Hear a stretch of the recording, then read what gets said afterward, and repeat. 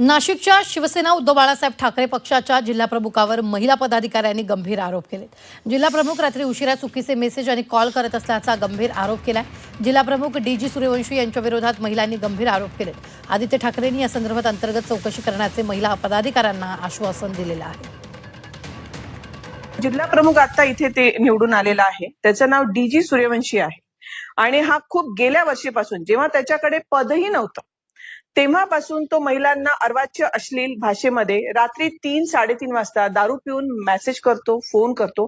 अशा महिलांच्या तो जिथे राहतो ना त्याच्या स्थानिक ठिकाणी सुद्धा 2 महिलांच्या तक्रारी आहेत आणि ते पुराव्यासकट आहेत आमच्याकडे। त्याच्यामुळे आम्ही ही गोष्ट माननीय साहेबांपर्यंत, उद्धव साहेबांपर्यंत आणि माननीय आदित्य साहेब यांच्यापर्यंत पोहोचवायचा प्रयत्न करत होतो, पण ती पोहोचत नव्हती। मग शेवटी आज तो बाण फुटला, म्हणजे काय म्हणायचं, संयम सुटला आणि आम्हाला ते तिथे बोलावं लागलं।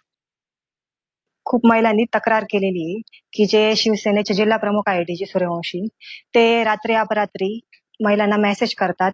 फक्त मेसेज नाही करत, फोन पण करतात, व्हॉट्सअप कॉल करतात, साधे कॉल करतात। ते 12च्या पुढे 12, 1, 2, 3 असे रात्रीचे फोन करतात, घाण मेसेज करतात।